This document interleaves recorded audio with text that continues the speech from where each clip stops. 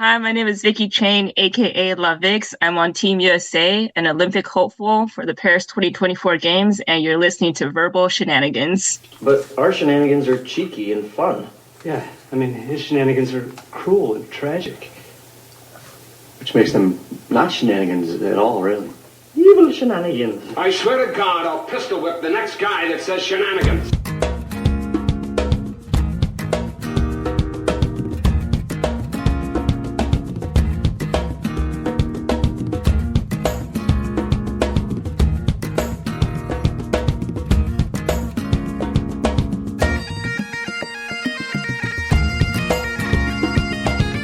Ladies and gentlemen, a couple of weeks ago, Cody Rhodes just finished his story, but unfortunately for all of you, this story never ends. Hey everyone, it's Verbal Shenanigans, a comedy podcast. We have games, we have conversations, and a unique interview every single week.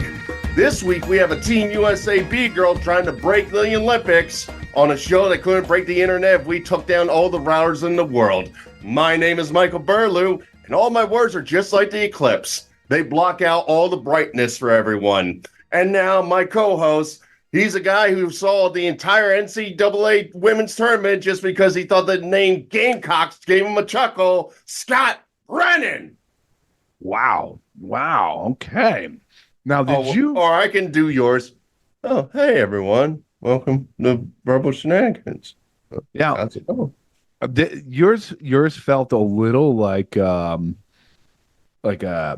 Ed McMahon type? Yeah, exactly. Like Thank you. yeah, like a game show was about to start. Did you rehearse that? Because that seemed like you almost memorized that. I wrote down what I wanted to do, kind of made sure I had the key points in my brain, went over, because if I did like the old school doing my comedy routine, you know, I'd be in the corner, like trying to mouth out every single word. It would never work. So I just all right, got my key points, went for it. Think it came out pretty good. You're welcome. So you weren't walking around the house like Ray Lewis before this podcast. Like, yeah. Is he just like, will you stop talking to yourself and take out the garbage? For those of you who don't know, last week we were talking about how I hate to do the intro on the show, and Mike said he was gonna blow minds apart. So if you thought he blew your mind apart, please let us know there. But you got me in the mood to podcast, Mike. I'm ready to go. Well, my tank is empty, so go for it. Other than the fact that about 10 minutes before we started podcasting, I'm in the kitchen, and you know, like my wife's about 4 weeks out from having a baby or whatnot. That's not October 18th. You got to hold on. Long clench. So honey, it'd be a great podcast bit. Come on now. Yeah. Come on, babe. I know he's 23. She's 23 pounds. As long as you keep the leg in there, it's not a full birth. No, we can keep it going. I swear. Yeah. But, you know, I'm doing a lot more of the cooking. I mean, I do most of the cooking, but a lot more of the cleaning, whatever. I'm hanging out in the kitchen, and my wife's in there, and Shay, my son, is just, you know, hanging around, playing with cars, being goofy, like rolling on the ground, laughing. I'm like slapping him in the butt, and he's running around. Sure enough, I'm just like, I turn around to like go pick up the cutting board that I had just cut the pork loin on.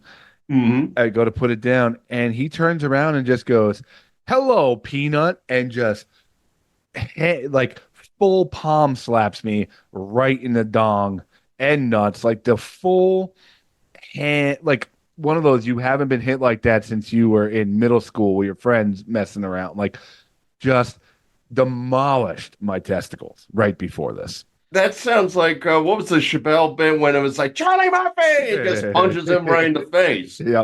Who was that? Rick James. James. He Rick James you. That's awesome. Like, like balls in your throat, like that nauseous feeling for like 6-7 minutes. Like I had to sit on the bed and like, I'm like, oh my God. And like he's trying to come up to me to apologize to me. And like I could hear my wife laughing but trying to discipline him at the same time. Like, Shay, you don't do that. Like, you Yeah. don't do that. And he's like, does Daddy want ice? Because like if he gets a boo boo and I'm like, no, from the other room, like, go away, like, don't come near me. Breathing heavy. Sure enough, he comes in with like an ice pack. I'm like, I'm trying not to be mad at the kid, but I got obliterated in the testicles right Yeah, before you that. can't like punish somebody for a good nut shot. As much as we all say, okay, that's uncalled for in this society, when it hits perfectly in a comedy way, you just got to go bravo to the This, kid right there. this was if Jackass 5 was coming out, this would be one of those like mini clips in between the big bits, like little kids just whacking the nuts and me going, oh, and then it would go to like, hi, I'm Knoxville. This is what, whatever. It What was, did the five fingers say to the peanut? Slap! yeah, and oh my God. And I'm like, you don't do that. He's like, yes, I do. I'm like, no, you don't. But I've mentioned this on the show before. I've been hitting the nuts a lot since having a kid. This one was number one in the books, like full speed bag type slap right to the testicle. Now, I'm asking you as a man who has no kids, Mm-hmm.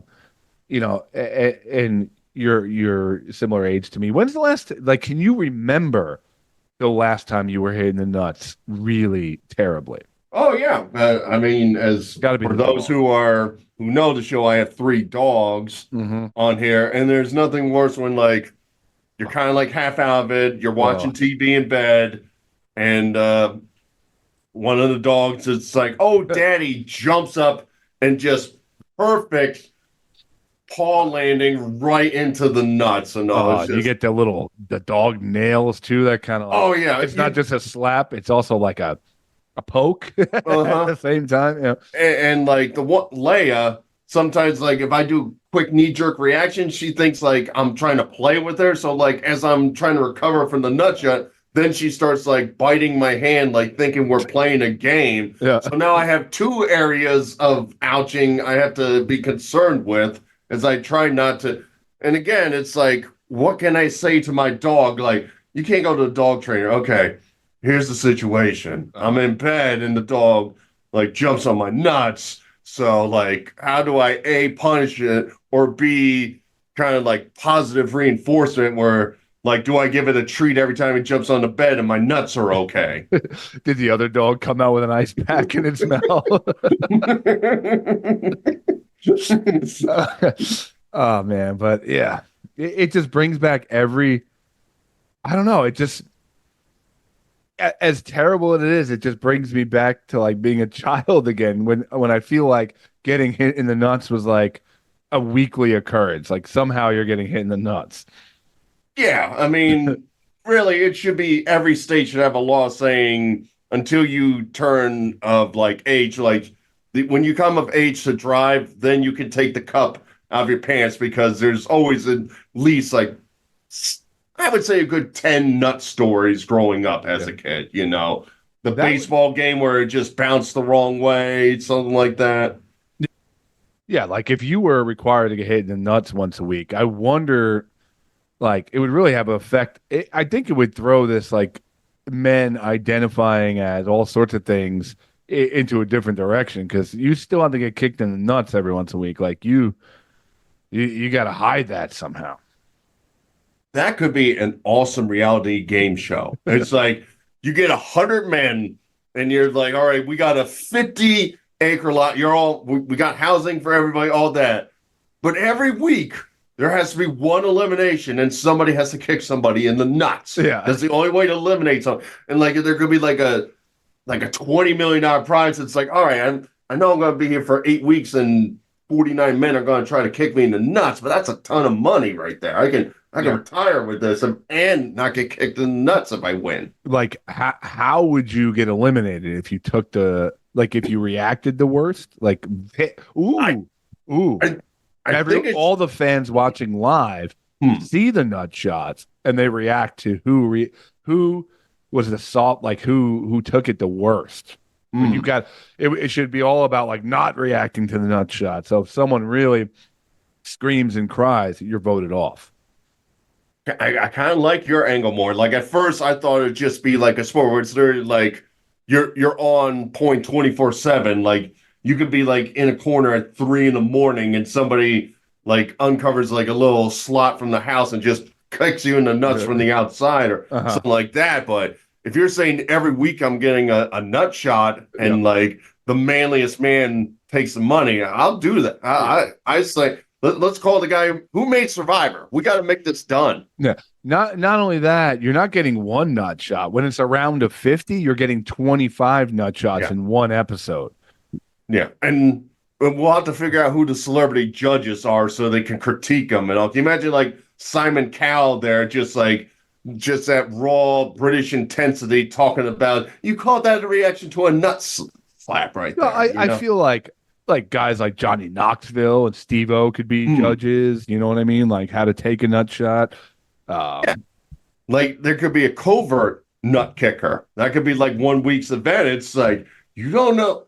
There's somebody here. Like you might think they're all crewmen here. Yeah. Somebody's here to kick somebody in the nuts. I'm telling you right now, if Nutshot got picked up by a network, it would be the biggest show in America for approximately 6 weeks. Easily. It would have the biggest run. It would bring back people to cable for about 6 weeks, and then the glory would die after a while. But we have to bring it during the election because we're all going to be miserable during that whole time and bickering and something like that. We need something to unify us, and I think Nutshot will be the answer to keep America alive. 100%. Because what unites people more on the right, left, middle, extreme left, extreme right than seeing someone getting kicked in the nuts and laughing about it. Yeah. I feel like that's how you join the aisle together. Right before the debate, you play it to the whole room. All of a sudden, no one cares what those two old geezers are saying. They're just laughing together. Let's rationalize this for a minute. You go into work, you're at the water cooler, and some guy's trying to say something, oh, you see Sleepy Joe or Never Trump, you see that? They'll get no traction because they're like, Tim, shut up. You didn't watch Nutshot last night. Yeah. We're all talking Nutshot. We don't care. In fact, like when they vote, there'll only be like 3 people at the polls. So yes. And 18 people is going to decide it, and then we're going to have Robert Kennedy Jr. as our president. We don't play it like during election time. We play it the exact time the debates are going on. It starts the minute that we are advertising to the alternate audience like myself who like do not care about politics and want like to laugh and be together. So we start like week 1. It might be an interesting thing because our audience won't be that strong. Like it'll be small. Yeah. But the people who start to tweet about it and start to comment about it are like, and every time the presidents are on or the nominees are on, we just bring on Nutshot the next episode. So we are literally, instead of not competing with the biggest events in the country, we are directly competing with them on purpose. We're not competing. We're not competing. You hear me? Marketing genius right here. Yeah. And then things start to go viral, right? Because now people are bringing back nut shots at work, nut shots, and they're tweeting their own nut shots and tagging the show. It's just, nut shots. And then we start to do like hashtag nut shots 2024. Like we're the real thing that people want instead of this. Like before the elimination, one of the hosts is going to be like, this is our social media nut shot of the week winner, and they'll get like a prize and all, like 100%. Like nut shot the video game or something to that effect. A golden cup and like $100 gift card. I'm liking it. All right, right. Yep. When people start competing, all of a sudden, by the third debate or whatever, all of a sudden like. Trump's like, I know you guys are watching nut shots out there. Watch me give Biden this blast in the testicles, and then he just wins the election. Yeah, or he falls flat on his face, and it's like, ha ha. Yeah. Who knows? Yeah. Who knows? I mean, our biggest problem is going to be is like when the women complain they don't have the show, we have to figure out if we can do a female nut shot. What are you talking about? I already have it in development. It's called Cooch Kick. Ooh. Yeah. Oh, man. Scott, why are we giving away these $1 million ideas on this show, man? If you enjoyed season 1 of Nutshots coming in the spring, Hooch Kick. Yeah. Like, I think they could get a little more intense. Like, I could see a knee to the joints right there. You know what I mean?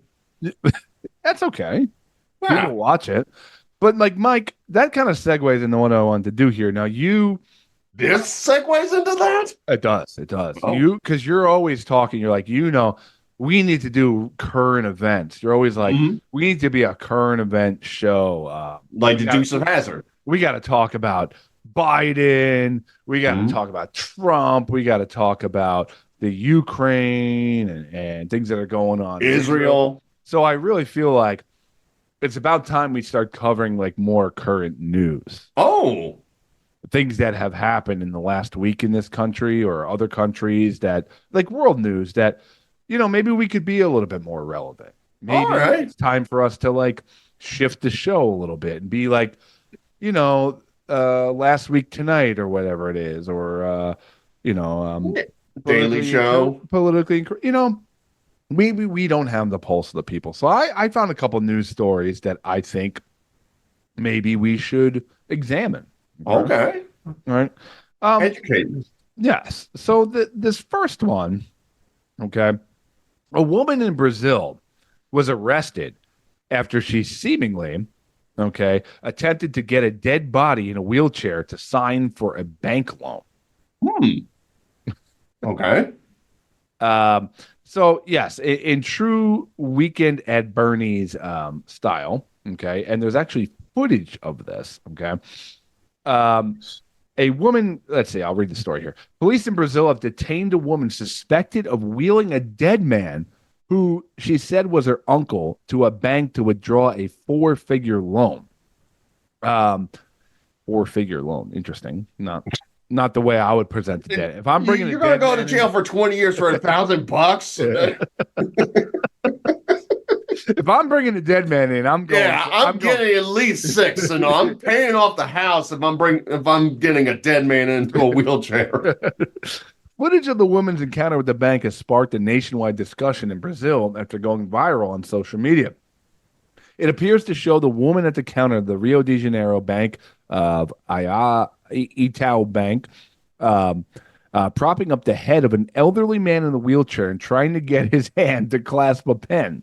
According to police, she was attempting to take out a loan equivalent to $3,000, which had already been approved by the bank, but still needed the elderly man's signature.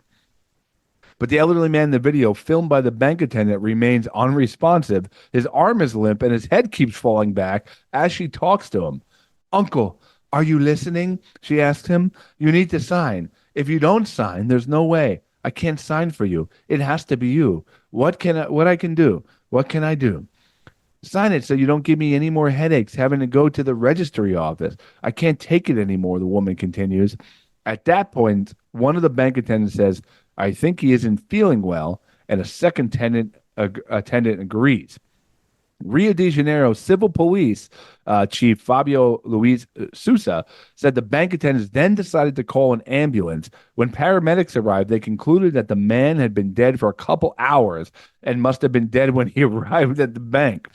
Police say they are still trying to establish the relationship between the woman and the dead man. Okay. CNN affiliate, blah, blah, blah, blah. The facts did not happen as stated, and the man has arrived at the bank alive, and the woman is completely shaken and medicated. That's what her lawyer said. Mike, thoughts? All right. First thought, you did all that. You could probably got a Discover card and just put $3,000 on it right there. Right. You know what I mean? Like, yes. I can't be that hard. 2, that's a hell of a turnaround. If he was only dead for like 2 hours, like she literally was like walking and saw a dead body, and it's like, oh shoot, I have to pay my rent, and like figured this all out in that amount of time. 3, I think her biggest problem was he was cremated, so it was very hard to pull that off. He's holding the urn with a pen. Yeah. He's a very tiny man. He lives in this. He's like a genie. I'll just put the pen in there. He's going to sign it. I'll use my first wish, genie. I want you to sign. Please sign. What do you mean I need a co-executor? Oh man, I gotta find another dead body. Yeah, I mean, I just like wondering how this all went down. Like she was like, "Oh, he's dead." Like because bodies aren't light, so she had to get him in a wheelchair, wheel him down to the bank, um, come up with a backstory. I mean, this is either extreme desperation or just an absolute crazy woman. Yeah, I mean, Probably both.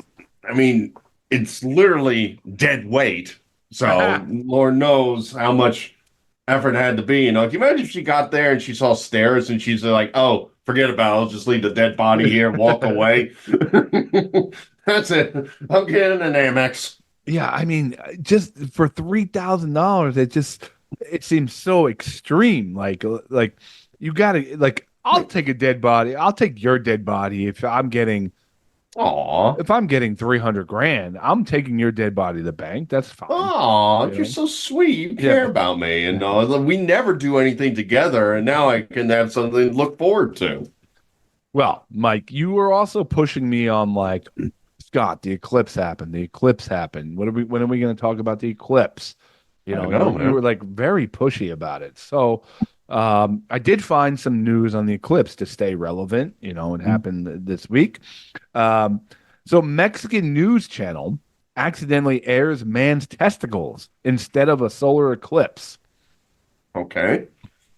A Mexican. That's the opening to Nutshot right there. This summer, there's going to be an eclipse. Nutshot. A Mexican media outlet made an awkward broadcasting error when covering the solar eclipse on Monday. RGCG, the news program, has been using clips submitted by viewers during their coverage of the rare celestial event. However, the show's host realized that they had been pranked by a viewer who sent in a shocking video to the news program. While the presenter was discussing the cities which had sightings of the eclipse, images of the event where broadcasters can view, where viewers can see, the show presented images of the phenomenon in which the moon can be witnessed totally covering the sun. The segment was quickly cut when the host realized they had instead shown a video of a man blocking the sun with his testicles. One of the hosts gasped as the realization set in, and the camera cut away to the studio where another host explained how the video had been sent in by a fan. The broadcasters then went on to explain how mistakes like this can occur, particularly when dealing with footage sent in by viewers. Mike, thoughts? Well, for starters, he's either very capable of getting his nuts in the air, or he had to figure out a really good camera angle to pull this off. This took time and all, so I congratulate this Mexican person who wanted to show his testicles off to people right there. It'd be funny if he actually did it during the eclipse and accidentally looked up and blinded himself and had to go to the hospital to explain what happened. Now, in our pre-show meeting, you said you were willing for fans to recreate the video. Yes, but the contest is they have to figure out if it's righty or lefty. Mm-mm. And there, yeah. If you want to see it, ladies and gentlemen, we got to get a vote to see, okay, is it a little shifty to the left or the bigger one on the right? Now, a great promo for Nutshot is you do the video, and then I come out of nowhere and blast you in the testicles as you are trying to film it. Eclipse! Nutshot, Tuesdays at 9. This sounds like a very weird science project and all. It's like, oh, we forgot to do something. Just go up there. I'll figure it out for you. Nutshot! All right, Mike, one more. Are you ready for the Olympics this year, the Paris Olympics? I am. Maybe our next guest will be too. Yeah. Hint, hint, nudge, nudge. Yep. So the headline is My Hoo-Ha is going to be out. Nike U.S. Olympic outfits need constant pube vigilance, says frustrated athletes. Track and field stars are calling out Nike's ultra-revealing athletic attire after the brand reveals its designs for the 2024 Paris Olympics. Wait, My hoo-ha is going to be out, wrote Tara Davis Woodhall, a long jump athlete who participated in the 2020 Olympics on social media. Queen Clay, an American hurdler who competed in the 2008 Olympics, also chimed in. Hi, European Wax Center. Would you like to sponsor Team USA for the upcoming Olympic Games? Please and thanks. That sounds like one of your old tweets from the show. Hi, Big European fan Wax of the Center. clan. The heavily critiqued design features a thin, high-rise Brazilian cut panty line that competitors say wasn't created with performance in mind. The designs were revealed in Paris on Thursday and modeled by Ething Mew, a middle distance runner, and Shakari Richardson, a sprinter. Lauren Freshman, a national champion runner in 2006 and 2010, did not hold back when speaking about the outfit on social media. I'm sorry, but show me one NBA or NWSL team who would enthusiastically support this kit.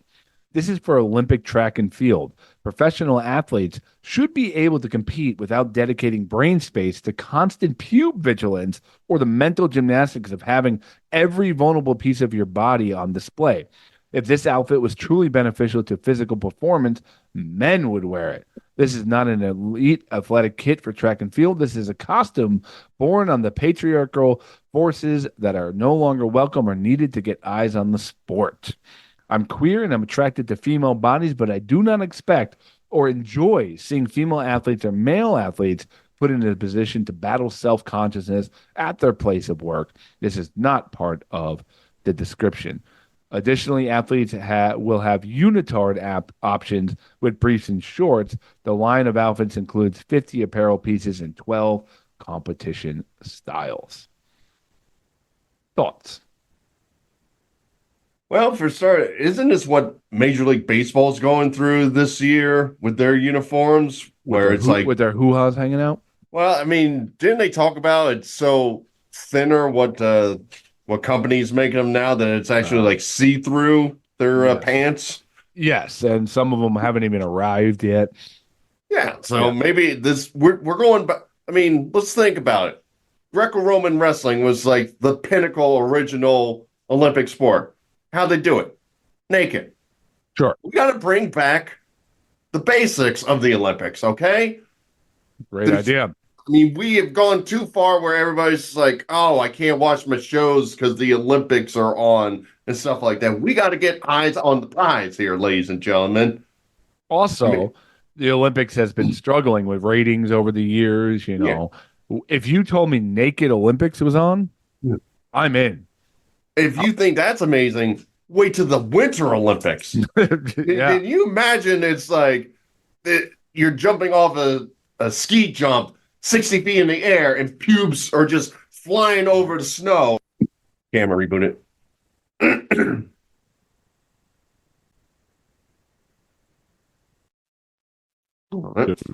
Start with that. Imagine. I mean, imagine you're at the Winter Olympics, the ski jump's happening, and as they're 60 feet in the air, the pubes are just flying everywhere. Like a snowfall of pubes and all. I mean, that literally writes itself for people to be entertained right there. I mean, you get a souvenir if you're there watching the Olympics.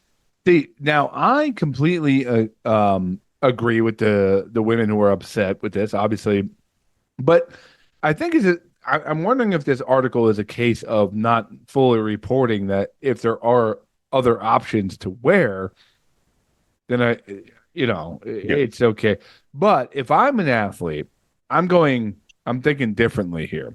Okay. Instead of worrying about the pubes, I'm going mega 70s bush, like everywhere, like afro down there. Like as much as I'm going to tease it. I'm going to put growth product in there to really I want to be going down the track where it just looks like there's a wig between my legs. Ah, okay. Richard maybe Simmons, braided down there. Richard Simmons is hanging out down there because every camera, maybe not the TV cameras, but every cell phone camera is going to be watching my bush in the wind as I blow through these events and win gold medals.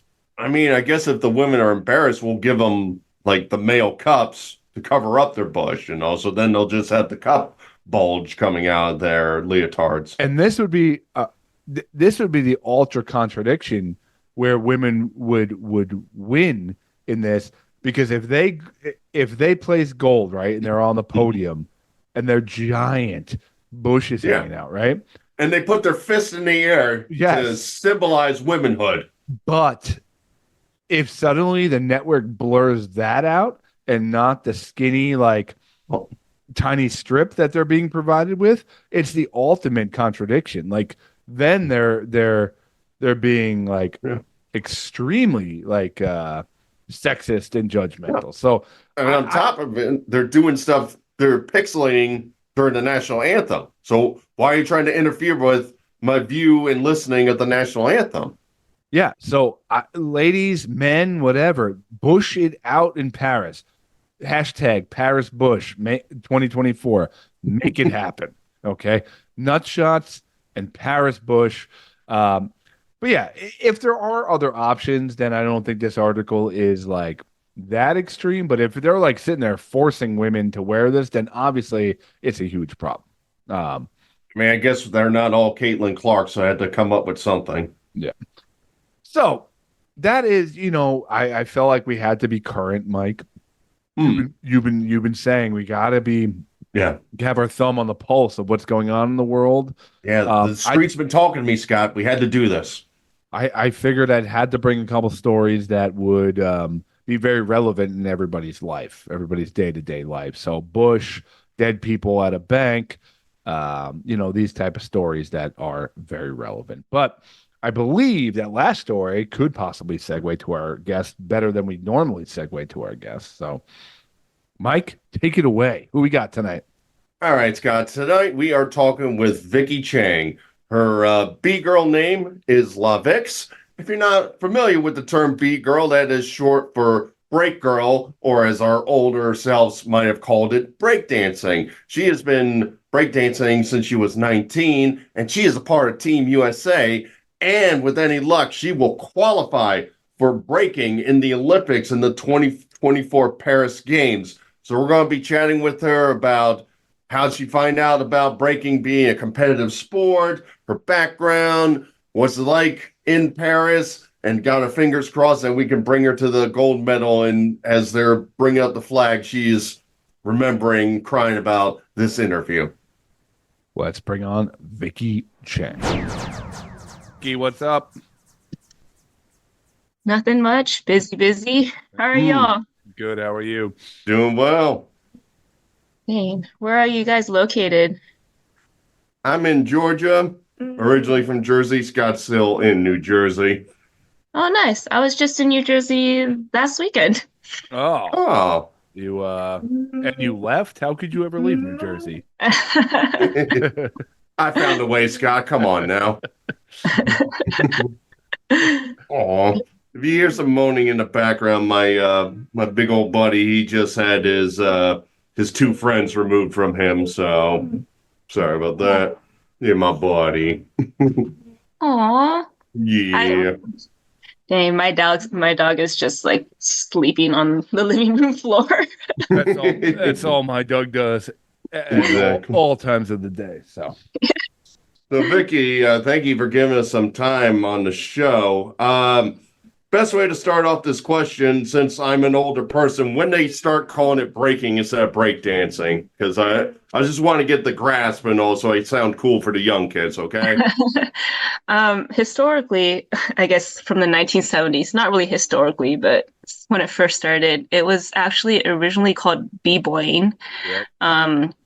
So basically, people started calling it breakdancing because the media kind of thought it would be easier for people to understand what breakdancing was instead of b-boying. And then the community basically tried to bring it back to b-boying. And I think people still call it that, but because there are a lot more women now in the dance than there were before, that it was more gender neutral to call it breaking. So it wasn't divided by b-boying / b-girling, because it was never really called b-girling. So I think generally we all agreed that breaking would be the term to use. Now, But of course, did you grow up where this was like at a young age where you were exposed to this, or did you find this like later in life where you're like, oh, I want to do that, or have you always been around it? I was never around it really Oh, until I got to college. I was like, pretty typical suburban. I was in an orchestra. I played sports, and I didn't dance at all until I got to college. huh. So I wasn't really exposed to the culture until I started breaking. Now, were you an athlete before? Because like I feel like you have to have like a natural like athletic ability, at least be good at this. Like I feel like you can't start as someone who never did a sport or anything with their body at like 20 something years old. And like I want to start breaking now. Like, Mike's been thinking about it. It's not I told him it's not a good idea he's an old guy now, so Um, yeah, I played volleyball and I did taekwondo and I okay. had done gymnastics when I was like in elementary school. So you were in shape. So I did have an athletic background, yeah. Hmm. So, tell us about like what got you more into. I know you have a background in like ecology. Are you still like doing stuff like that? Are you full time in breaking? Tell us kind of like what your life is like right now. Yeah, so I did have a career in restoration ecology. I quit in 2021 to focus on training for the Olympics. So I had basically been in that career for about 10 years. And then I had been breaking since I was 18. So I had been doing both, but I wasn't earning money through breaking. And honestly, I'm not really earning money through breaking still. Well, listen, Vicky, after today, the sky is the limit for you. I mean, you're gonna have many email addresses. You're gonna be unbelievable. Yeah, but I quit because it was really difficult for me to do both at the same time, and both mentally and physically, because my job was really physical. I was doing a lot of field work, and then after my workday was done, I would have to go practice and go break. So I was getting older, and I was like, I really got to choose between a career in ecology or a career in breaking. What do you mean? I feel like those two things go so simultaneously. One for one. Like you couldn't figure out a way to combine them. Like, I'm trying. I'm trying to somehow bring both parts of myself together and market myself like that in a way to get sponsors. Absolutely. Yeah. Yeah. I just see you in like the conference room and all. It's like, all right, we got to get our budget up. No, I don't think we have the money. And then you just start breaking out some stuff. It's like, all right, hold up. Maybe we got a few bucks. Okay. Yeah, that would be amazing if that was how conferences went. Well, if someone has to be the leader of change. You might as well be the person, True. So let me ask you, I remember growing up and breakdancing, there was a couple kids who always did it and they blow your mind at like a party, or something like that. And I remember like the early hip hop scene with like they would lay out cardboard and that was like a big part of it. When did like it become a thing where it could be like a measured competition? Like, okay, like how do we measure this and be able to choose a winner rather than like, it was kind of vibing with the crowd and who won the crowd. When did it become like, okay, essentially something like figure skating or a judging, something that was judged? Like when was that change? Right. I think it was sometime in the late 90s where people started having just organized competitions in like the local high school gym, and things like that, because there has always been kind of non-organized battles in basically they're called ciphers, which is like the Right. circle that the dancers are in. And I think that just kind of naturally evolved into a organized competition. So one of the biggest, I think one of the most influential organized competitions was in 2001, called Lords of the Floor in Seattle. And that basically was influential because a lot of the best breakers in the US were at that event. And I think people saw what it could be in the future. And so once that happened, a lot of other events started popping up, at least in the US. I think in Europe and in Asia, there were already started to be organized competitions, but in the US. Now, can you tell us, like, okay, for the dummies, not like me who knows everything about breaking, but the other people, like, how are you judged, and how does a competition work as far as like what makes Vicki a winner as opposed to third place or a loser or whatever you want to call it? Like, what is the what I'm what I'm saying? What is Right, the criteria. criteria? Yes, that was. I almost said credentials because I'm done. So, Obviously, since it's a dance, it's super subjective and it really depends on what judges are judging and what styles that they really like. But of course, because now that we're in the Olympics, we kind of had to make a more objective judging system. So basically, they've kind of organized it into musicality, dynamics, foundation, presence, and kind of like how you put your entire round together, the flow or like the composition of a round, and of course execution of moves, of like the big moves, and right. whether you crash or you do it or not. Now, let me ask you, like with like figure skating, I know like you kind of report your routine, like what's coming up in the routine. Like they know like a triple sow cow is coming up or a triple axel. Do you have to tell them what's coming, or do they? It's just all free form, kind of. Yeah, so Okay. it's all free form because one of the things they actually judge you on is how well you react to the music. And because we don't know what music is playing, there's a DJ that plays during interesting. the competition. Okay, so it's Basically, not a rehearsed routine then. it's not, yeah, and they don't judge it Ah. based on specific moves that you do. So that's a little bit unique to breaking.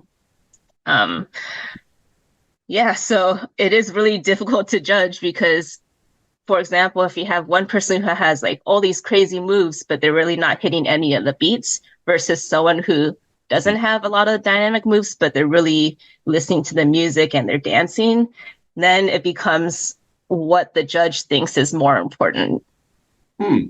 Yeah. So that's kind of interesting. I mean, I also saw like even like the flooring is not uniform when you do competition. So I'm just kind of curious, like when you go into these things, do you say, okay, if the beat's faster, I'm going to do X, Y, Z, 1, 2, 3, or is it literally like, okay, I got this, let's roll? For me, I always bring two types of shoes in case the floor is slippery or in case the floor is sticky. So one of the either the worst things or best things is how well you can adapt to the floor. And it does depend. Like some of the moves are much easier to do on a sticky floor, like something like footwork where you look like you're running on the ground. Then you would do that more because the floor is better for that. But if the floor's slipperier, then you can do sliding moves or like spinning moves easier, and you'll adjust what you can do. So do you know beforehand like what the surface is gonna be like, or you just show up and it's like, okay, like we're gonna figure this out now?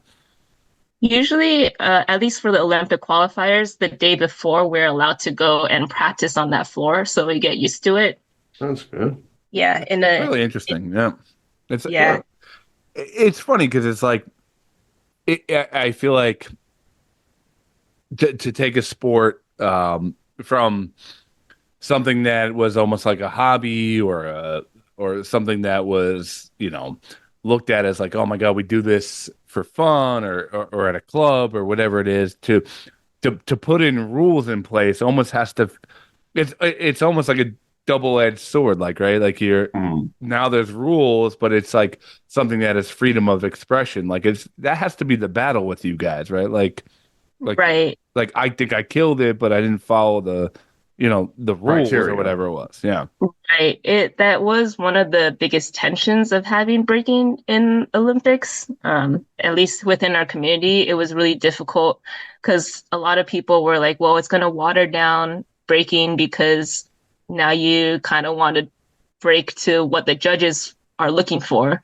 And then the other side was like, well, it'll be good for us because now we know what the judges are looking for because usually Yeah. they never say what they're trying to look for. But of course, like Olympics isn't the only thing that the breaking community has, right? Like we'll always have the smaller underground jams. Right. We'll always have the parties where you can just go and dance. Yeah. And I think it's a good way to kind of show the larger community or like the larger world what we can do and what breaking is, just because it's such a niche sport and a lot of people still don't know that it happens. Yeah. No, I think it's awesome. It's funny because I remember when like snowboarding, it was a big deal that snowboarding got into Olympics. That was like Whoa, extreme. It was in the X Games, but it was this is never in the Olympics. not what the Greeks were thinking about when we made this. You know? Right. But I gotta ask you, how does like the community like because here's a sport or a dance or something that came from urban music from an urban a background. Like how are they giving you pushback towards it, or do they think it's actually like really awesome? I think even for the people who don't really want breaking the Olympics, they still support the breakers that are in it because Sure. we're part of the community. Yeah, I mean, I think that's the best way I can put that for the people who still don't want breaking the Olympics, which, it didn't get picked up for LA 2028. So Oh, Really? That's weird. so it's one and done. it's one and done, but I Oh, have no. heard that Australia does want it in the 2032. So the kids still have a chance. Huh. Wow. Yeah. So weird and all. Like you just got your first international podium recently. You talked about it, and you still got a few more qualifications to go to make it to the Olympics. I'm kind of curious. You kind of talked about don't make a lot of money when you're concentrated on breaking, and all. What are you kind of doing to kind of like supplement, getting by in life and helping you get to these places and all? Is it sponsorship? Are there like fundraisers? What's going on to kind of help you get to that level? Podcast, obviously. Yeah, podcast. A number of things. I mostly take money from my savings. Good plan. But- Good plan. Yeah. No, so financially great for my life. But I have done some gigs in LA. Like I get some social media sponsors for example, Jack in the Box helped sponsor me last year for some social media stuff. What else did I do? I got awarded a grant from the Women's Sport Foundation, which was really nice. And it basically helps me rent out studio space or travel to these competitions. But other than that, like I'm really trying to get sponsored, Yeah. which is really difficult in the US, I think, just because there's so many other athletes also trying to get sponsored that there just really isn't a big pot of money for all of us. Yeah. So I have a very close friend who is he competed at Sochi for the Canadian bobsled team, which is amazing. And we see each other like twice a year, and he explained to me like even like sports like bobsled, who have been there for it's been a long time now that bobsled's been in the Olympics. Like they're having a hard time even recruiting people, and like Canada at one point was like very big into it, and now like Germany dominates or whatever. But like there's like very niche countries that are killing it, and then like the rest of it, I mean, they said they have to figure out how to haul their own sleds, and they have to figure out how to, and there's almost no money. They basically are doing it for the dream of being an Olympian. Now you're coming in a sport that literally is brand new. I'm just wondering how you see like the sustainability of the sport, like, or are you just doing it like to show that this, like, do you feel like a pioneer in the sport? Like this is going to be big if we do it right. Yeah, I think it's a historic first, I think, for breaking, because this is Awesome. the biggest stage, at least in the US, for all of us. I think it is really difficult to be a sustainable competitive breaker in the US still. Yes. Just because it's always been seen as an art, of course, and we all know how arts is supported in the US.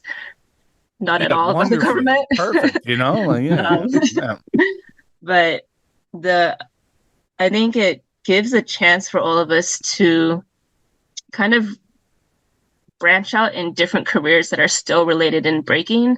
So, for example, there are a lot of studios that are opening in the US just for breaking, because parents are kind of seeing that, oh, there's something that my kid can do with breaking outside of just a hobby and not being able to make a career out of it, or just going into Hollywood and being like a backup dancer or something like that, which is the way that most breakers earn their money, is they just move to LA and work in the industry.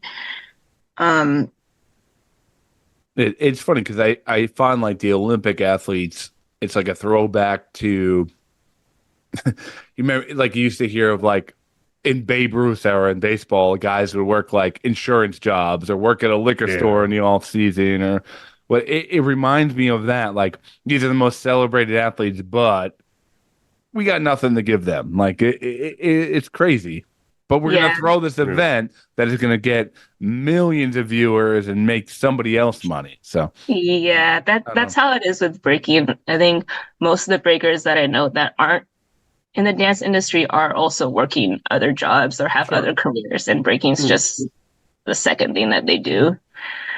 Now I know in like MMA and so you're not just a fighter. There's like a style like a Taekwondo, grappler, stuff like that.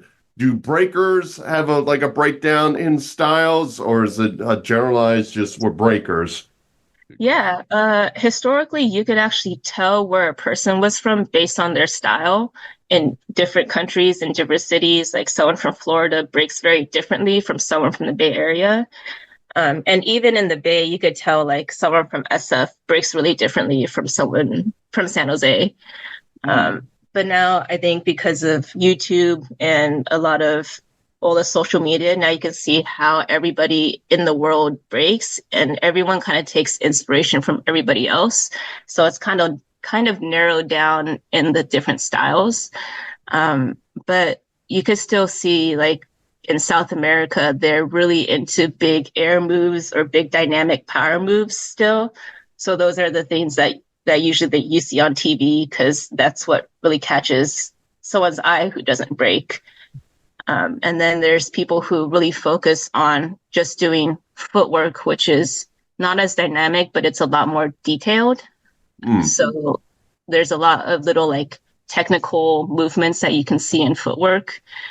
And then there's also this, I think it's a very new kind of Gen Z style right now that's really popular, is a lot of flow, a lot of like creative, flexible style, where they're able to do a lot of move, like very detailed move, where they're basically based on threads. And threads are basically like where, for example, you're holding your hand here and then you can thread through, something like that, like a needle and thread type of thing. And they'll do it with their entire body. So they're definitely, you can definitely see like styles of different breakers, which makes it very difficult to judge. No, Mike, can you explain your style of breaking? If you ever saw somebody have a seizure, that's what I kind of do. And I hope to distract the judges long enough where it's like, the 3 minutes are up. You got to score me. It's not my fault. You thought it was something else. Can you do the Running Man though? There's not a chance he can do the Running Man. There is. I would if I had $1 million, I would easily put it on him not doing the Running Man and go to sleep at night because I know he can't do it. Jogging shoes, does that count? Yeah. Oh, man. So let me ask you, what is like you're training for the Olympics, okay? You're trying to push the sport forward.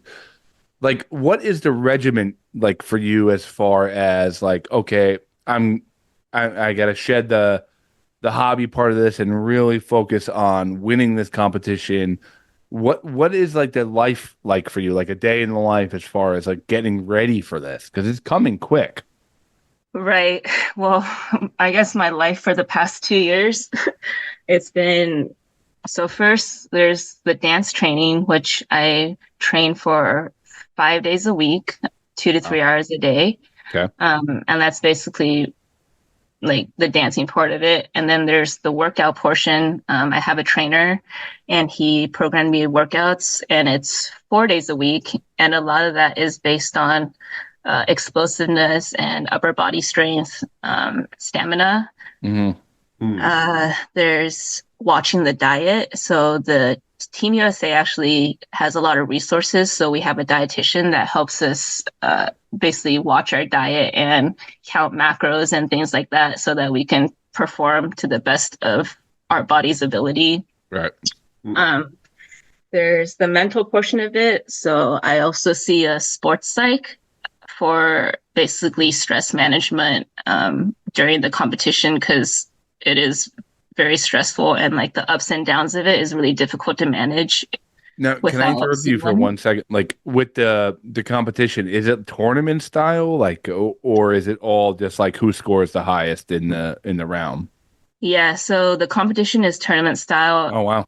They've been 2 days of competition. So the first day would be the preliminary, where you go from like 130 people to top 64, top 32, and then from there you get to top 16, 2 rounds in each battle. And top 16, there's this thing called round robin where they separate you into 4 different groups and you have to battle everybody in your group. And then they pick 2 of those into top 8.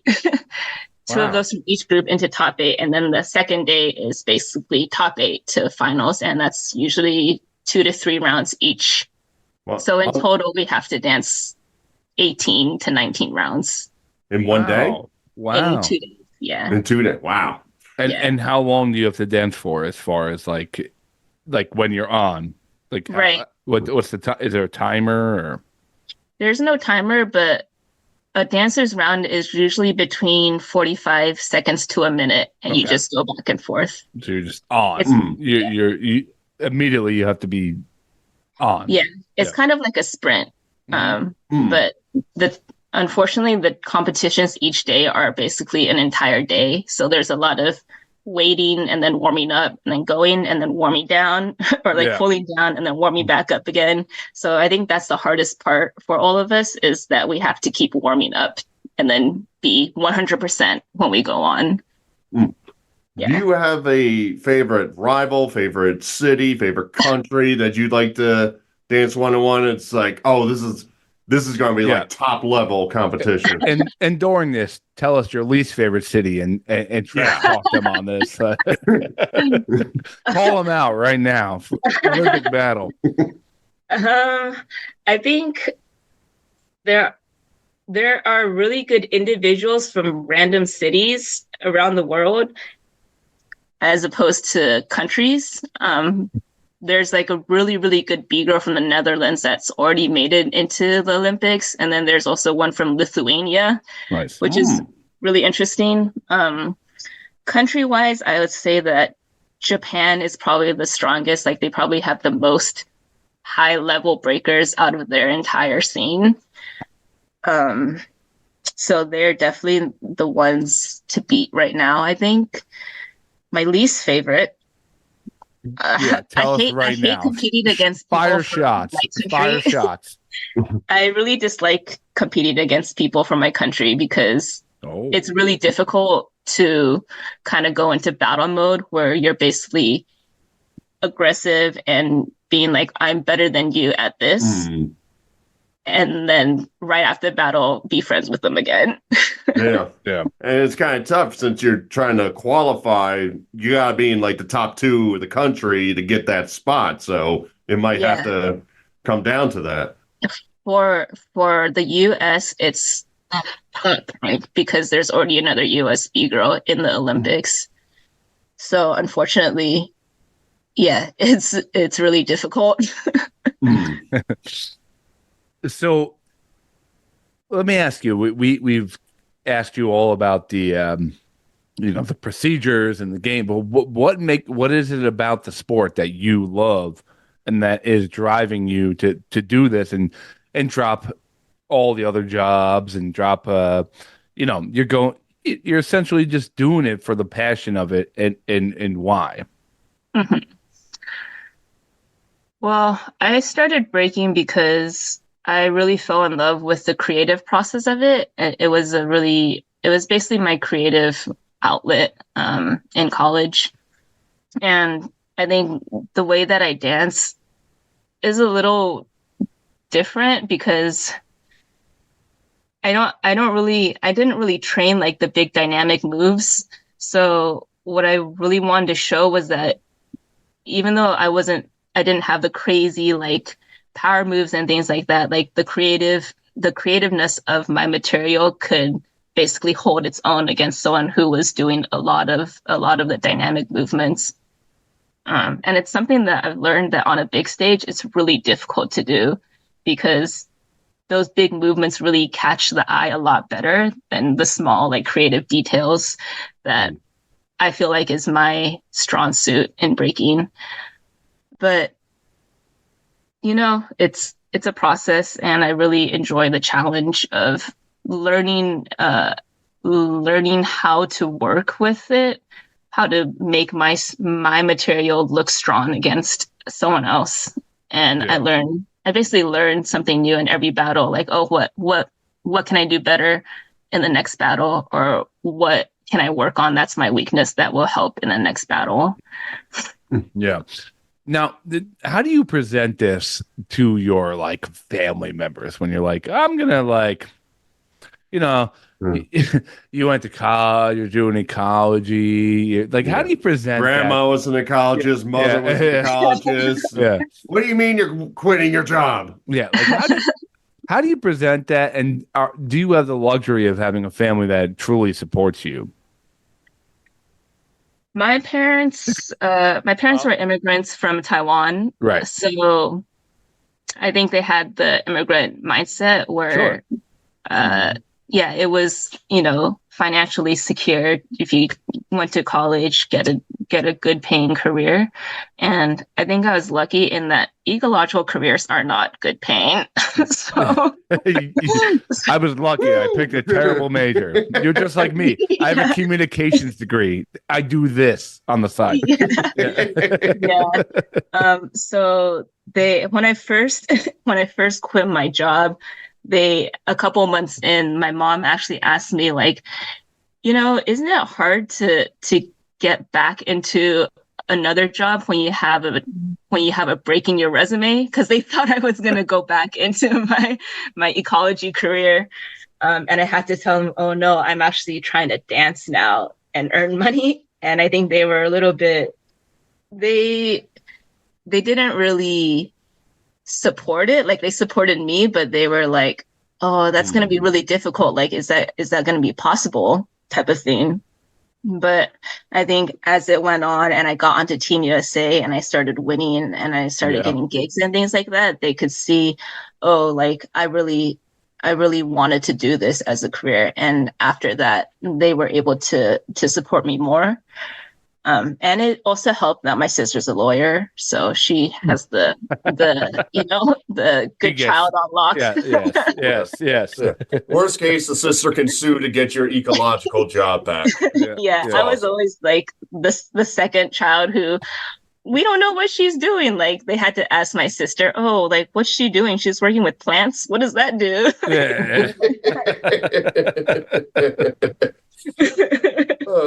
Well, Vicky, we had a lot of fun chatting with you. We know your schedule's busy and we're rooting for you. Can you tell the audience like what's coming up for qualifying and where they can go to keep track of your progress and hopefully, fingers crossed, you representing the United States in the Olympics? Yes, yes. So the next big event is in Shanghai in May 15th. That's our first Olympic qualifying series.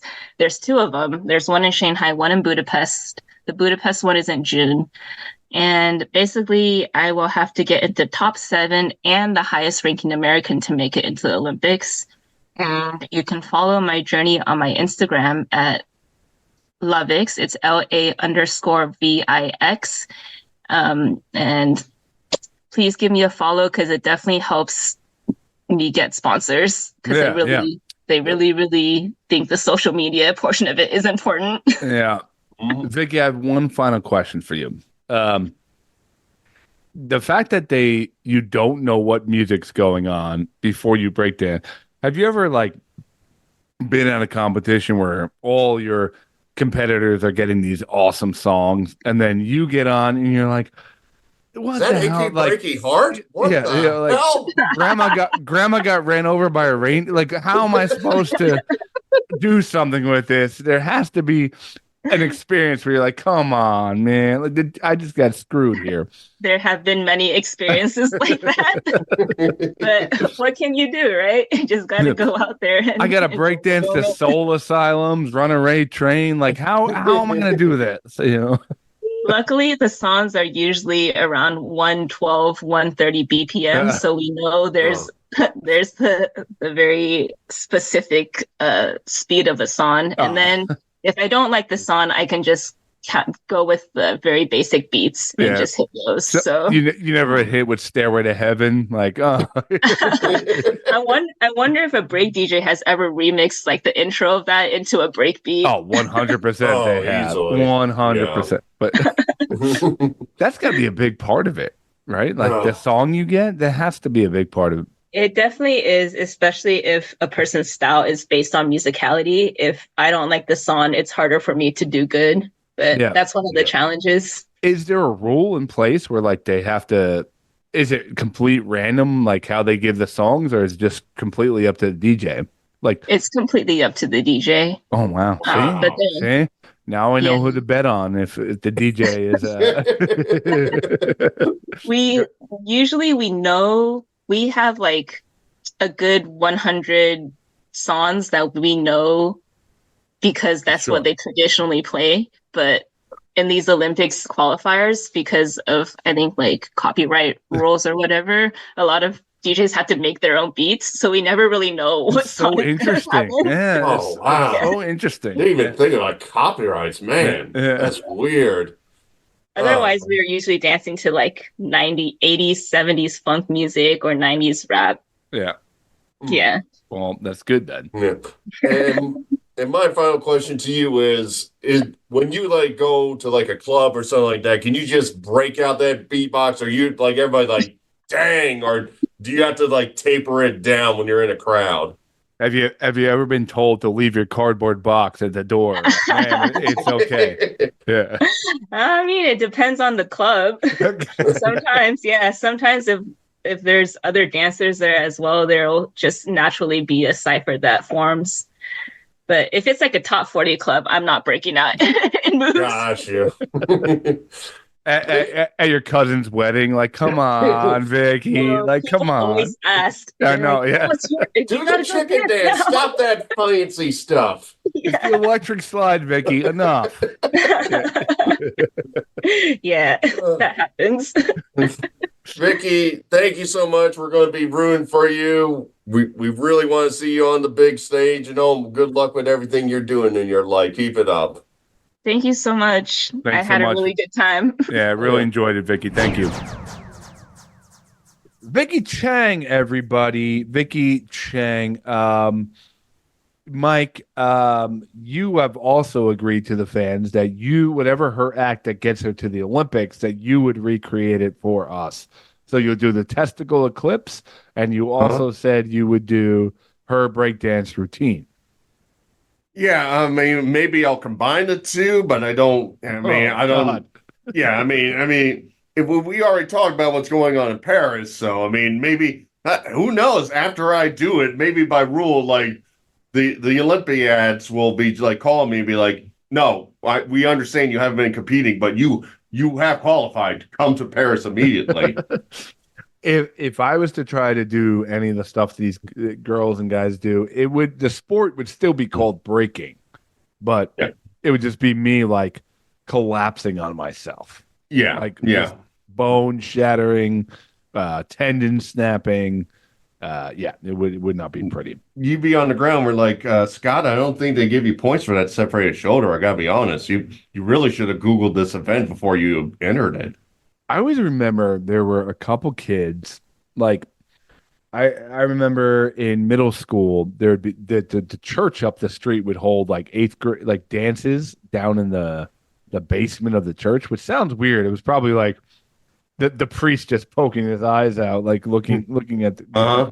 yeah, looking for fresh meat. But they would hold eighth grade and there was always like three or four kids that like knew how to break dance, and they would get like that natural like because it was middle school, so there was naturally like the guys on one side and the girls on the other, and there was a couple guys who like were way more mature and would have girlfriends and like they'd be hooking up already, and meanwhile I'm sitting there playing with wrestling figures at home an hour before the dance.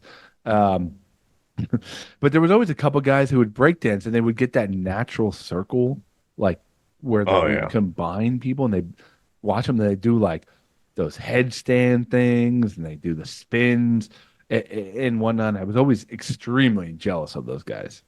Yeah, like you can't get that circle in most dances and all. You can't be like, yo, I'm gonna square dance and the circle just appears around you It'd as be you weird square if there dance. was a circle in the square dance. Yeah. Yeah, yeah, Yeah. that would make sense Circle gets the geometrically. square. Yeah. Ooh. Yeah. Um, yeah. Those dances, like, it was weird. They'd have a full on like DJ playing like techno in the bottom of a church, and like people would bring like glow sticks and whatnot, and everyone like had their bowl cuts, like the parted in the middle bowl cut. And I remember like kids would like they'd like make out with girls and stuff like that, and all I would do is just like Watch. sit on sit on the Yeah. side and kind of be You like, were right next yep. to the priest, and they're like, Yeah. yo, is there a second hole I And can check this out? the priest is like, I'm here. I have better vantage points. I'm like, oh, okay. Thank you, Father Peter. But yeah, I don't know. It's just a weird thought. But hopefully we see Vicky in the Olympics very shortly, only a couple months from now. Yeah, I mean, I somewhat remember like when I was younger, I was trying to do like the caterpillar move, Mhm. and I could never get it done. And I somewhat remember like a bunch of us, we were going to do like a some kind of like dance Wait. play. Wasn't it called the worm? Was it worm Yeah, caterpillar? yours was probably the caterpillar as you Yeah, inched your injured body across the yeah. ground. I think But I saw like, you do that on the stage of Hunkamania, if I'm not mistaken. well, I mean, no, I didn't break it out. I didn't want all those male strippers to lose out on their tips and all. Big Because if pay, I broke that out, biggest like payday of the literally, year. I was like, "Oh my God, it's raining too much. I can't breathe under these $2 bills."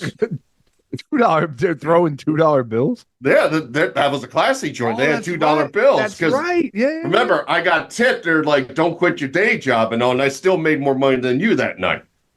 By 200%. Yeah. Damn, the girl's like, here's a $2 bill, but can you break this? You're only worth $1, Scott. Yeah.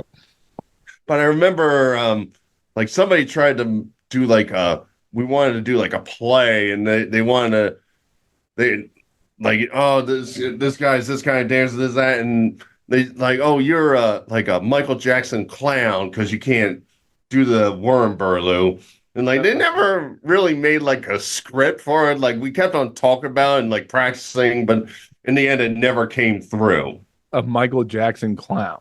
Yeah, Yeah. that I believe that was my character name, quote unquote. But they were like, You do a hell of a caterpillar, though, man. No, it's because I did it so bad. They're like, that's what you're Michael Jackson, but you're a clown. And like you go out there and try to do the worm, the caterpillar, and you just can't. Yeah. Like I don't even think we really made a script, but we kept like talking about it. We're like, oh, we're gonna perform it during lunchtime, and it just never came to be. But there's still that's the beauty of life, Mike. There's still time in this life to make these things happen. Call up the old crew, be like, remember that idea we had? Call up some friend and he's like 47 and living in Oregon. It's like, yo, it's Burloo. It's clown time. Get down here. Yeah. I'm gonna share my Google Doc. Let's start writing. We're gonna do it. Oh, the dream. Let me ask you something. Like being able to dance is a super cool trait. Like I could dance at a wedding because I have a couple of drinks and have fun with it. It's fun dancing. Like I'm not out there. I'm shaking my butt like an idiot because it's fun. But being able to dance is a great skill. Being able to sing, I would die to be able to like sing amazingly well. Like if Chris Stapleton's voice comes out of my mouth, like I would love to have that. Being able to rip on the guitar or play the drum, which one of those would you take if you could? Which one of those skill sets would you want to have?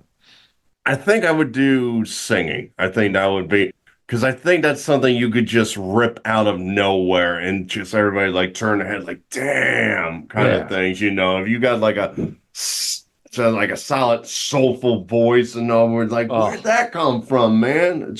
I think I agree, man. Like I think just to be able to blow a room apart with your singing, and you could do it like casually too, right? Like there could be a song on. And you're just like singing along to it, and someone goes, "Oh, you have a good voice," and you were waiting for that someone to say that, and they're like, "Can you sing?" And you're like, "I dabble," and then they're like, "Oh, sing a song," and then you just blow the barbecue's tits apart, and everyone is just like, "Oh my God!" Like you were the voice of an angel. Yeah, like the slow build is you're like quietly saying to yourself, they're like, "Oh, Burley, can you sing?" Oh, I don't know. I'm a little shy. I don't think it sounded kind of good. And why'd you get out the mic? Oh, I don't know. And then they push me up. All right, I'll try it once. And then just like levels of insanity love towards the person that's in front of you singing. Like that. I want the kind of singing where couples are watching me and the boyfriend is gripping his girl a little tighter because he's getting slightly jealous because she's falling in love with how good I can sing. That's what I want. Exactly. That's when the guys say, honey, there's dishes at home. We got to really head back or something like that. I was in the army for a year, trying to like one up the singer. Yeah. And as they're like walking out, you notice the girl keeps on peeking back, looking at you as you just like belt out like a high G or something like that. It's just like, remember me, baby. Every once in a while, you do get that at a comedy show. If you're doing really well, you get the Goomba idiot like husband who like refuses to laugh. It's not that funny. and his wife's having like a blast, and you're like, dude, it's okay, man. Like, don't worry. Like, this isn't going to work after the show. Like, hey, baby. I just got $15 to pay for drinks. Yeah. You want a half a drink? Yeah. I got 2 drink tickets and I used one already. One for me and one for my future wife. But I did sing in bands, but it was never well. It was always more in like the like thrashy, harder style where you didn't need like a good voice. You just kind of like got by. I had a decent voice for a while. Like I remember I was in chorus and then they asked and all if anybody wanted to like try out for like solo or like where the individuals, like a 4-person group. I remember coming up and like even the teachers like, oh, Burloo, you're trying. And I actually like passed and like went into like the next group and on we like performed in front of I don't know. Oh.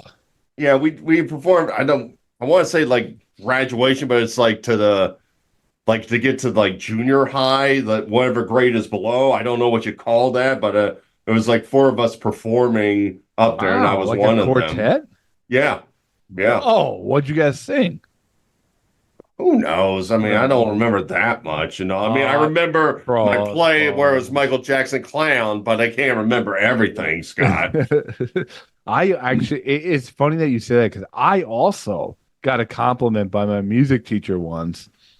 We were like singing out of a book, some stupid song, and I was singing my little heart out, and she came up to me after the class and was like, "Wow, you really sang great today." And that maybe that's what built my false confidence that I had for the rest of my life as far as singing. You know what? After this episode, maybe at the outro of this episode, I'll put one of my band songs Ooh. where I sang, and you guys could let me know what you think. So it's kind of like the opposite of A Star Is Born. You're not Lady Gaga who got the starting point and went up. You somehow like went up maybe a quarter of a foot and just floundered right to the ground right afterwards. Oh yeah, totally, 100%. Aw. But that's I was going to call you my Lady Gaga, but I can't now. you know, guys who can't sing, can't dance, can't do it. They do podcasts and do comedy on the side. Yeah. Pretend that fills the void in their heart. And we pretend that like your girl is listening to us and you're getting a little jealous, but we're talking to your girl right now. Yeah. How's it going, dear? You like this comedy podcast? Yeah, you saw how I interviewed that B girl? You could be my B girl. Mm-hmm. You could be an MB girl. And then that guy will probably have a good night, and then the two of us will still be. Yeah, we'll just be here next week. You know, next week. All right, Mike. What do you got before we go? A little callback, Scott. You remember a few episodes back where you talked about you being with Shay, and then other kids are coming up to you, and you realize you really don't like kids. No, I like kids. I'm just not that nice to other kids, and I don't like to be touched that much. Yeah. Well, no kids touched me like they touched you. But, wow. Yeah, wow. But okay. Let's preface that they came up and touched my knee and came up and tried to touch my face. Don't let Burlew incriminate me and put me in prison. And they said not shot and one from there. But hi, Peanut. I kind of had a similar little thing with a kid. I would say it was right before Easter, a couple weeks back, and also wife was kind of tired. She wanted to relax, so I took the 3 dogs to the dog park on Easter Sunday. It was okay, and they're like running around, and this guy came in with his daughter and son, and their dog came in. So like the dogs are playing, and Leia, my chocolate lab, she does the stranger danger thing. Like she's very cute looking, but people go up to her and she gives a little growl like, "Oh, I'm a little scared." Doesn't bite her or anything, but she gives a little warning or whatever. So I go up to the kid. I'm like, "Oh, she's just a little shy, whatever." And I go, "Come on, Leia." And we walk up to the kid, and the kid gives her scratches and all. I'm like, "Oh, that's a cute moment." And I start to walk away. Little I know, the kid was following me, and he basically told me his entire life story while I was trying to just relax in the dog park. I thought you were going to say, and then he tried to give me scratches. No. It was very like I said, he scratched Leia. And I'm like, "Oh, that's great." And then I walked to another bit of the park. And the kid's coming. He's like, "I'm here with my sister." I'm like, that's cool. We're up here for Easter." That's awesome, buddy. We're going to see my stepdad." Okay, that's nice. And my stepdad has a plane that we usually pick up on, but they had to save money, so we're not doing the plane. All right, that's cool and whatever. Yeah. Then I try to sit down on the bench. I think the kid was probably about somewhere in the 7 to 9 range, and I had to get up immediately because he's one of those close sitters, like where I sit down on the bench and I literally realized he'd be like a quarter of an inch from my lap, basically. So I had to get up and like, nope, not doing that, doing that. I sit over at the log. We don't diddle kids. We don't diddle kids. Yeah. And I sit at another point, and he comes over, and he's like, I got 6 cats at home, and all, and they stay at home, and all, while we go out there. Yeah, that's great. Yeah, my dad doesn't talk to my stepdad at all, and all, but we're getting together for Easter, and he's giving me every ounce of his family drama. Meanwhile, as I look over at whether it's the dad or the stepdad, he's literally on his phone. Like, he's in his own world. He's like, I am not acknowledging that boy for whatever he is your problem right now. Like, I probably could have kidnapped him, and he'd just be like, oh, thank God I can go back to Florida. You know, this is why I'm mad at you, because you don't think about content for the podcast. You should have kidnapped him, and that could have been a really interesting interview. Yeah, but, you know, I mean, you know what? How I like my mic time. Yeah. So then it's like, it's bad enough where I had to tell the dogs to be quiet sometimes when we're in interviews. Then I would have to go on mute to tell the other kid to shut up about your 6 cats. You're kidnapped. You don't have 6 cats anymore. You're mine now. Yeah, I know. I get the same way when someone it's just too much. It's just too much. You're like, all right, enough. Yeah. And there was literally nobody else in the dog park. So, like, all this time, I'm like, somebody else not celebrate Easter. Somebody else be like, the dog needs exercise. Come in here. No. I get up. I'm like, oh, let me go sign Bader. He comes walking with me as I'm walking around the dog park and all. He's almost like my dog at this point. Oh, I'm wondering if he's like looking for treats in my pocket or something like that. It was very awkward. And again, that entire time, you could tell the sister is saying, I'm in a broken family. I don't care about this. The dad is just on his phone, not giving an F. Apparently, like, drove up from, what's that city in Florida that begins with a K? Just whatever. But the point is, like, for an hour and a half, I found out this 9-year-old kid's entire life story, at which point, at no point did I say, oh, please continue. Did you give him your Wi-Fi at least? No. We were very far away from the house, so my Wi-Fi signal would not come up to him. No. Yeah, I know, man. I've been in those situations. I just feel like a jerk, but I'm like, I can't do this right now. I can't. I'm done. But and I will preface it, I was very nice to the kid the entire time. All this conversation was in my head, but the whole time I'm almost looking over to Dad like, will you trick this? I also kind of wish you kidnapped him too, because you know, like, I'm always expecting you to get another dog. Next week you'd be like, I got some news, and be like, you got another dog? You did it, damn it! And you're like, well, not exactly. You know, the pound wouldn't let me take another one, so I resort to humans. Yeah. Well, guys, what a great episode tonight. I want to thank Vicki Chang for coming on, and stay posted on her action and see if she's going to be an Olympic hopeful. We should find out very soon. So thank you, Vicki, for coming on. Mike, before we go, anything to promote? I'm going to promote, we're on another podcast network, Scott. It's called the Podcast Radio Network. We just joined up with them. They just put out a big promotion about our show. They have a ton of other shows there, like Run the Business, Ches Jandy, Adopter Stories, Food Talk, every kind of stories and podcasts you can do. Have I Got Boobies for You? That's apparently a show on there. And if you like the sound of that, you should listen to them on the Podcast Radio Network, along with us, Verbal Shenanigans. Awesome. And I will quickly promote, I promoted them before. Mike went there with me. They went through some trouble with like zoning board issues. Great brewery here in town in Denville, New Jersey, and North Jersey. Come on, visit. It's got a great main street. They won their case last night as far as like them having some zoning issues.